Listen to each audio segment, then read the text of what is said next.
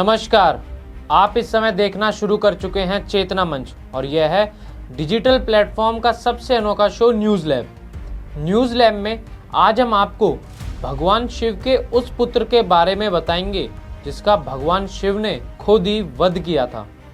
पौराणिक कथाओं में आपने भगवान शिव और मां पार्वती के दो पुत्रों के बारे में सुना होगा, पर क्या आपको पता है कि शिव पार्वती का एक और पुत्र भी था और भगवान शिव का वो पुत्र राक्षस था। उसका नाम था अंधक और उसे अंधकासुर के नाम से भी जानते थे। वामन पुराण में अंधक का जिक्र मिलता है। अंधक ने एक बार अपनी मां पार्वती पर ही बुरी नजर डाल दी और फिर वो ही उसके पतन का कारण बनी। इस वीडियो में हम आपको शिव पार्वती के तीसरे पुत्र अंधक के जन्म और मृत्यु की कहानी आपको बताएंगे। वामन पुराण के मुताबिक एक बार शिव और पार्वती काशी पहुंचे। वहां भगवान शिव अपना मुंह पूर्व दिशा की तरफ करके बैठ गए। उसी दौरान माता पार्वती पीछे से आई और उन्होंने भगवान शिव की दोनों आंखें बंद कर दी। जैसे ही भगवान शिव की आंखें बंद हुई, पूरे संसार में अंधेरा छा गया। संसार को बचाने के लिए भगवान शिव ने अपनी तीसरी आंखें खोल दी। भगवान शिव की तीसरी आंख खुलते ही संसार में फिर से रोशनी लौट आई। भगवान शिव की तीसरी आंख खुलने की वजह से गर्मी बढ़ गई और माता पार्वती को पसीना आ गया। भगवान शिव के तीसरे नेत्र की दिव्य ज्योति और माता पार्वती के पसीने से एक बच्चे का जन्म हुआ। वो बच्चा काफी बड़ा और रौद्र था। अंधेरे के कारण पैदा होने के चलते उसका नाम अंधक रखा गया। अंधक जन्म से ही अंधा था।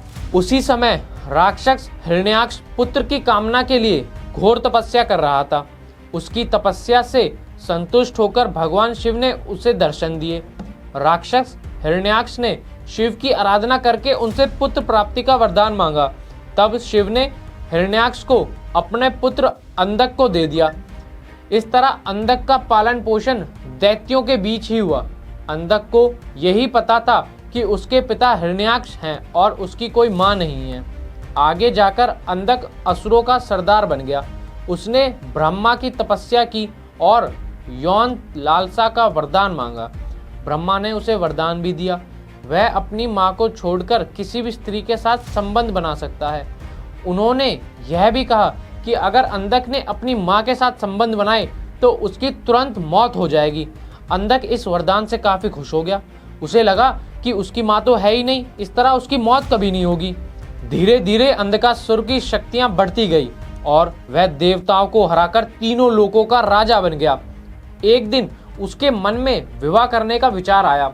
उसने तय किया कि वह तीनों लोकों की सबसे सुंदर स्त्री से विवाह करेगा। उस समय तीनों लोकों में माता पार्वती से सुंदर और कोई स्त्री नहीं थी। अंधक फौरन पार्वती के समक्ष पहुंच गया और माता पार्वती के सामने विवाह का प्रस्ताव रख दिया। पार्वती ने उसके प्रस्ताव को अस्वीकार कर उसे वहां से चले जाने को कहा।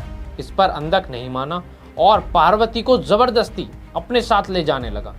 तभी भोलेनाथ वहां प्रकट हुए और उन्होंने अंधक को बताया कि माता पार्वती उसकी मां है और उसे पूरी कहानी बताई।